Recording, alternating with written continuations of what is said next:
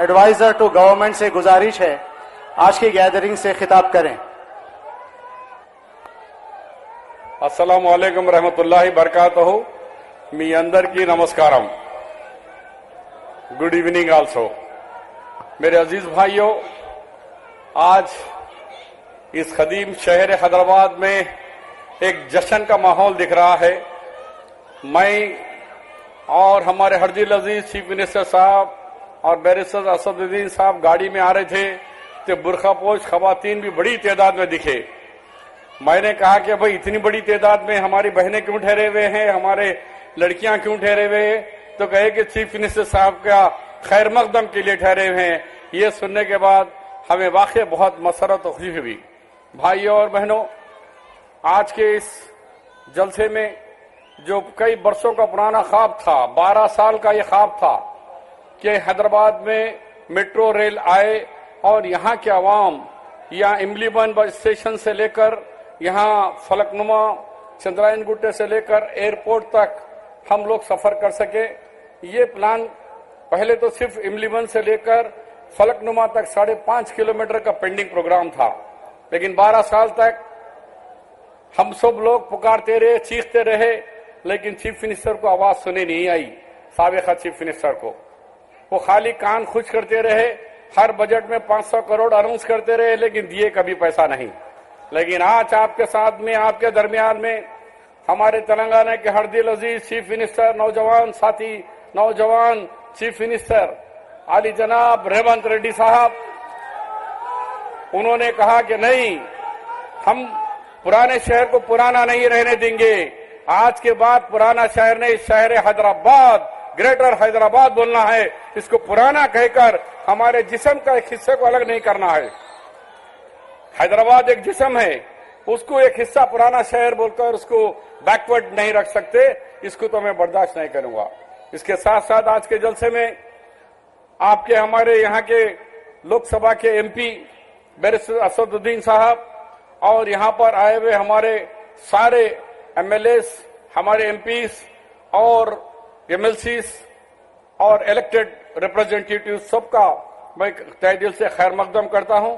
तो आज ये बात कहना चाह रहा हूं कि चीफ मिनिस्टर साहब जब ट्रेन की हुकूमत बनी तो पहले हम ऐसी कुछ सरसरी बात कर रहे थे, कहे कि शबीर भाई, हमको ये बात समझ में नहीं आ रही कि मेट्रो ट्रेन हैदराबाद के अंदर से नहीं जाकर वो लेके जा रहे हैं कि नए शहर के अंदर मियापुर से लेकर एयरपोर्ट को।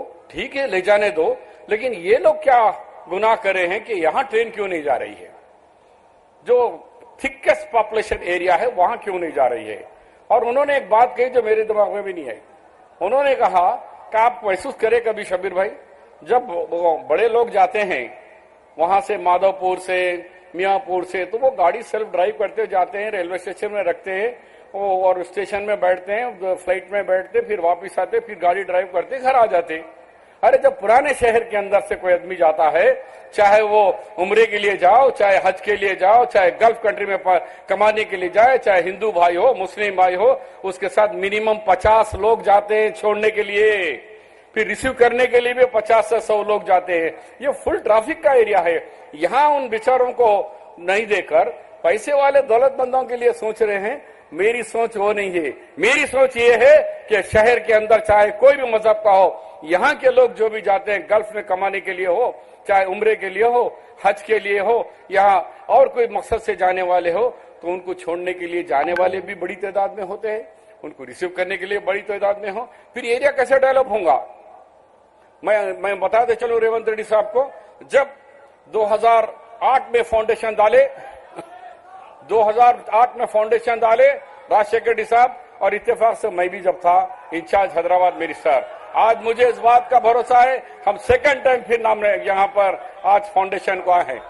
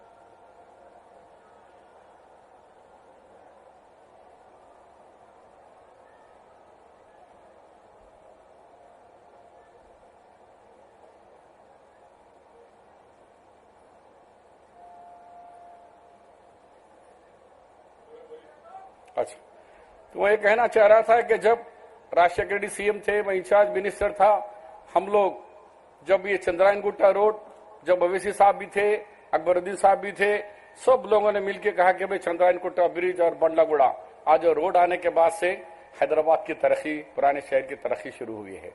और शमशाबाद एयरपोर्ट आने के बाद उसी तरह जब ये ट्रेन आएंगी, आप खुद भरोसा नहीं करेंगे कि कितने लोग बेरोजगार लोगों को रोजगार मिलेगा, कितने नौजवानों को उसके रोजगार हासिल होगा और शहर की तरक्की कैसे होगी। क्योंकि रेवंत रेड्डी साहब, वो हमेशा मैं कई सालों से जानता हूं, वो बड़े मजबूत पकड़ते हैं किसकी कोई भी चीज को, वो छोड़ने वाले नहीं हैं। जब उन्होंने देखा एक इनके, वो हमेशा तो रेवंत रेड्डी जी के बारे में ज्यादा बोलते हैं, वो चाहे खाली ट्रेन ही नहीं, अभी हाल ही में देखा कि 200 करोड़ रुपए रोड वाइडनिंग के लिए खाली जमा खर्च नहीं बल्कि जीवो के साथ फंड्स भी रिलीज करने वाले कोई सीएम है, वो है रेवंत रेड्डी साहब।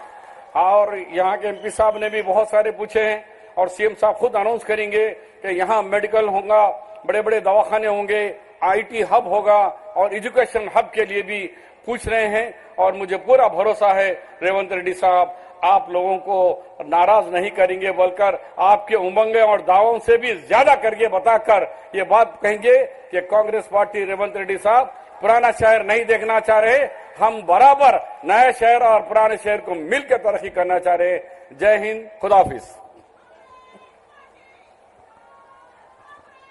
जनाब मोहम्मद अली शबीर साहब का शुक्रिया। अब मैं गुजारिश करता हूं हरदिल अजीज member of parliament barrister Asaduddin Owaisi साहब से आवाम से खिताब करें।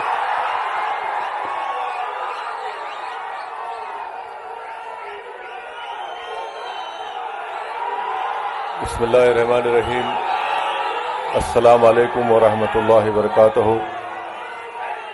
शय नशीन पर तशरीफ फरमा वज़ीर आला तेलंगाना मोहतरम जनाब रेवंत रेड्डी साहब, एडवाइज़र अक़लियती बहबूद, बैकवर्ड क्लास और दलित जनाब मोहतरम मोहम्मद अली शबीर साहब, नौ मुंतखब शुदा रुकने पार्लिमान जनाब